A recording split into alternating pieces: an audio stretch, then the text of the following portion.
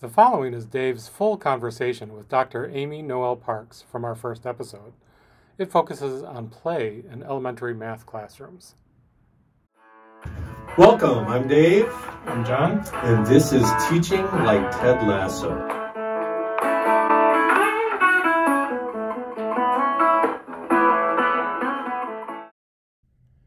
Dr. Amy Noel Parks is a professor in the Department of Teacher Education at Michigan State University. A couple of her current projects include investigations of the role of play in mathematical learning and connections between emotional relationships and content learning in primary classrooms. This discussion was recorded over Zoom. So hi, Amy. Welcome to Teaching Like Ted Lasso. We are extremely excited for you to be in our first episode, which is focusing on play, because you quite literally wrote the book on play, exploring mathematics through play in early childhood classroom. So welcome. Thank you. I'm happy to be here. Yeah. So what have you watched Ted Lasso? I have. I watched the first season all the way through and much of the second season. All right. Any impressions? Any thoughts? I mean, I am not a sports person. I don't really like, I don't have anything against soccer, but it's just not me. But my husband started watching it, and I definitely got like sucked into the show, just because the characters are so wonderful. And there's so much light in the show, which I really love. Yeah, I think the same can be said for my spouse, Kathy. She was sucked in by the relationships and the positive nature of it, not necessarily the sports contact. And what's nice is that seems to be sort of in the background, but it does relate to, like I said, this idea of play. And because we're focusing this episode on play, we thought we'd begin with a playful question from the show. Would you rather be a panda or a lion, and why? So like all of my instinct says panda, because I'm a much, I think, more panda-like person in general. But really, if I had the choice, I think I'd rather be a lion. They're out there actively engaging in the world, and I think more social creatures. So it seems like more appealing as a lifestyle than sitting in the corner eating bamboo, although that might be a more accurate portrayal. That's nice. Yeah, I would also go with lion. I don't have as good a reason as you. It's mostly from my childhood. I watched what was the show? It was I knew I was gonna forget it. This is one of the senior moments. Elsa the Lion, Born Free. So I watched Born Free over and over and over again when I was a kid, and so that would be my go-to. So what if you were going to try to explain to somebody what is play? How would you describe it? What is play? Yeah, it's funny you say that after the panda lion question, because there are researchers who study play across mammals. So play is not just something that human beings do. It's something that at least most mammals do. I don't know about other animals. So when lions are little, they play fight, and they're like learning to do this thing they will later do as adults. So like it's stress-free, it's not instrumental, it's done for pleasure, but it is also in like an approximation often of something that will be done in a more serious way at another time. Nice, yeah. So what does play look like in classrooms then? Is it that same thing going on, or? Yeah, I think so. Certainly like when little kids are engaged in pretend play, you're seeing a lot of that, like trying out of social roles that they'll be doing later. But it's also the same, with puzzles and games, which are about problem solving that will happen later. Or like artistic play is like developing the sense of aesthetic that people will carry through their lives. And I think play in classrooms can sort of range from like relatively free, like probably not big physical play, but other than that, like lots of choices, lots of movement, to what I would think of as like a playful lesson, where it may not look like what we think of as play, but it's carrying these characteristics of play. So choice, social engagement, interesting materials, creativity. And that may show up in something that looks more like traditional teaching. So one of the things you talk about in the book, and that we talked about in our first section, is this tension between play and seriousness, right? And the education is often thought about as being serious business, right? The role of learning, and you talk about this misconception. Do you want to? Can you speak a little bit more to that? What you're seeing in terms of as teachers wrestling with what should I do? Should I play or should I, do this more traditional thing about math teaching in the class? Yeah, I think that's a great question. And I think it's complicated because like play can be really serious for kids, right? Like if like as an adult, you've ever played with like a preschooler or a toddler, and if you violate the rules of the game, like whether it is an official game or a pretend play game, like children get mad in a serious way because you are not playing right. So I think that like seriousness is something that can come to play. I think in traditional schools, like I'm not sure that seriousness is the opposite of play. I think that like it's like disengagement and boredom is maybe closer to the opposite of play.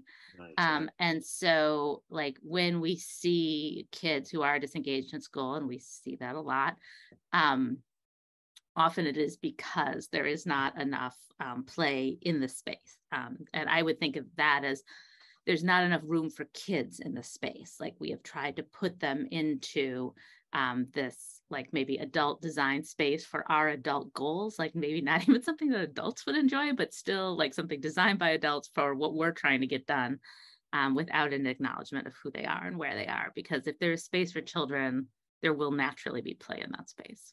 Yeah, that's interesting. I think about it was a powerful part of the book for me when I first read it. It was this idea of how often we use manipulatives or contexts that make sense to the adults, but not necessarily to the kids, right? Yes.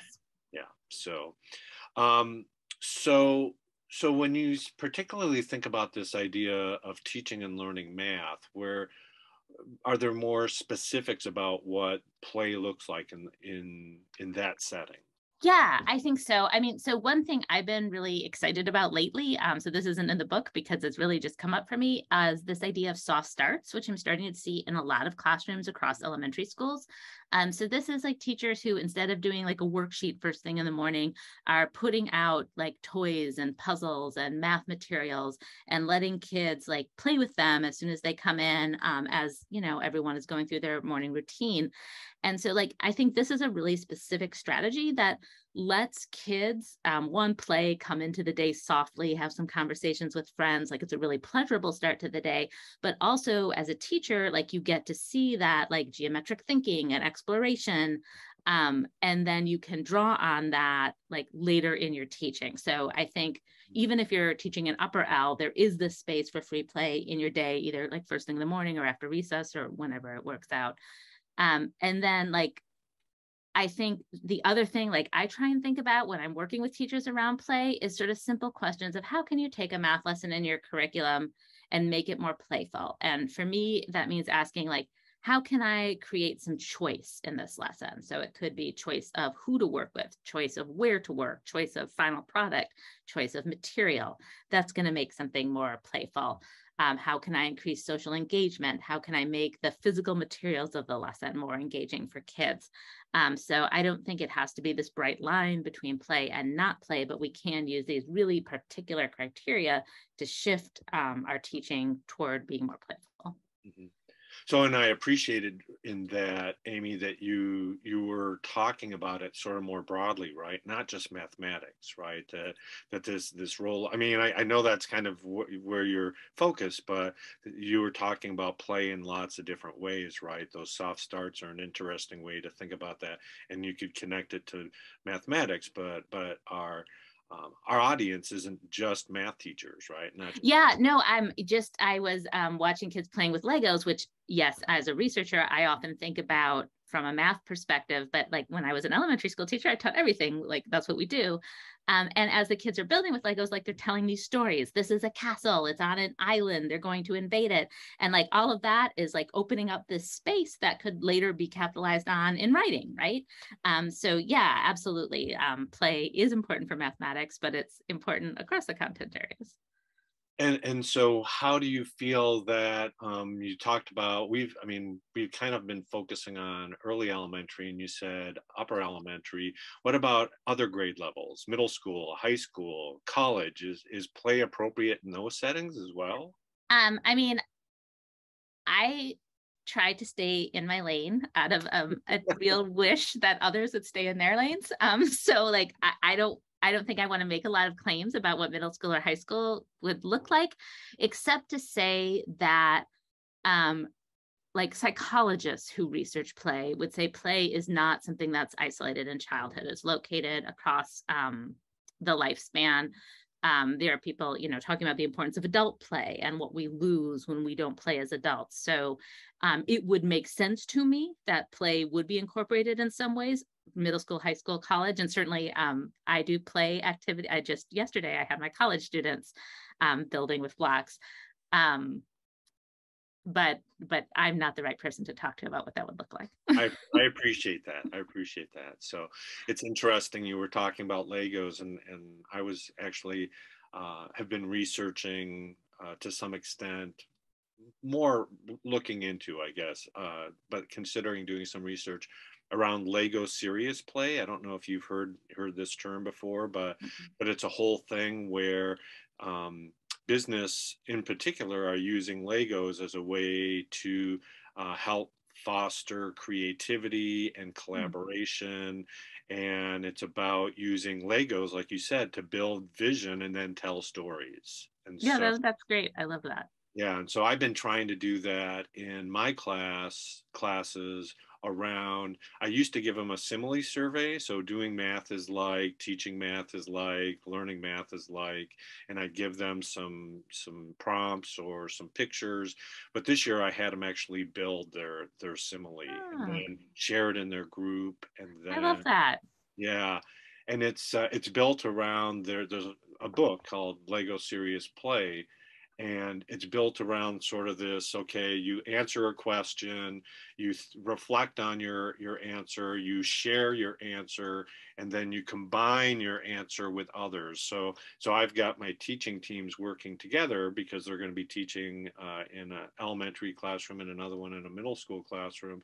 And so they're thinking about how do their visions connect in terms of these three questions. So, and it's pretty cool. I mean, they talk about, I said, all I'm doing is reading at this point when I say research, but I'd like to do more because Lego Serious Play people talk about it from a standpoint of, this goes back to our earliest way of communicating through gesture and building, right? Mm-hmm. That it levels the playing field, that because everybody, is building their vision and has a chance to share their stories. So Yeah.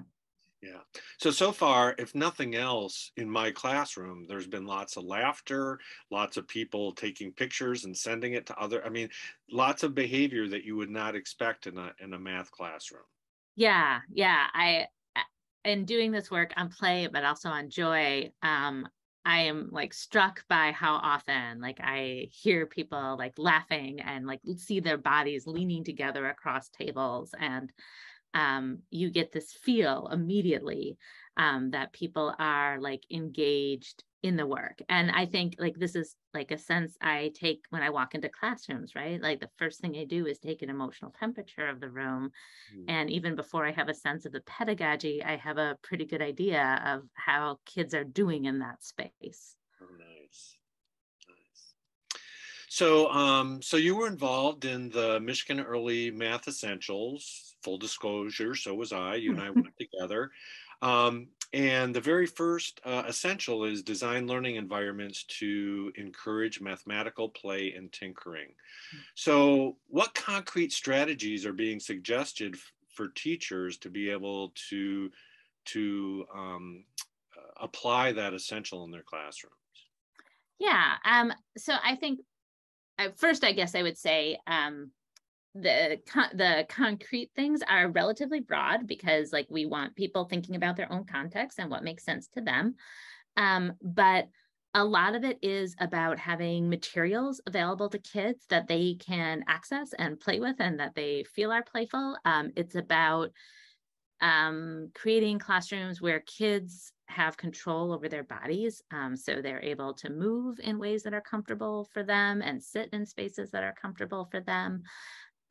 It's about posing problems that require kids to be playful and creative in finding solutions and creating space for kids to engage with each other. We certainly can have solo play, but lots of kids like to play with others. So we want spaces where they can do that. And I know there'll be resources available for teachers who are looking to work on these essentials. Yes. So we have filmed in 4 schools across Michigan. And those videos are coming online and being available. There are some great ones showing play all the way from pre-K to 3rd grade. And then there will be what we're right now calling online modules for each essential, which will go into a little more depth. So they certainly will have the videos, but they'll also have we've been interviewing math education experts from all over the country and videotaping them. So they'll have those. They'll have activities that people can do, like to engage with the ideas. And I think those will largely be available like through ISDs. We'll be coming into schools with them. So those are things that are coming. We're yes. Just kind of getting started with that. Correct. So are there other resources that people ought to look into if they're interested in this idea of play in education? Yeah. Well, first of all, I'd say there's a lot, like you said, I wrote the book on play, but there's really dozens of books on play out there. So I think if you went in online and just look for things, you would find something that was appealing to you. Also, I would say there are a lot of districts in Michigan right now using the Bridges curriculum, and I would say it's unusually good at promoting play in mathematics in ways that really, I think, make sense for teachers, make sense for kids, are mathematically sound. So if you're in a position where you have some say about what your curriculum is, I would recommend checking that one out. And then I might also suggest just doing some exploration in your room and in your school. Like often over time, we build up all of these materials and they kind of get pushed to the side as we do different PD or think about other things. But there are probably lots of opportunities for play, like somewhere that you already have, and just finding this. I mean, I really am drawn to this idea of soft starts because it feels like such a low entry point, like to just say, okay, I'm just going to take 15 minutes. I'm going to put out 5 materials and let kids choose and do this, and maybe just sort of see where that takes you. That's great. Thanks, Amy. Thank you so much for all you've shared with us. I'm sure, it's already got me thinking, and I'm sure it'll do the same for our audience. And we appreciate you and look forward to seeing more coming from you, especially around those essentials. So thank you. There will be more. Thank you. A special thanks to Joshua Davis for letting us use his music at the beginning and ending of this episode.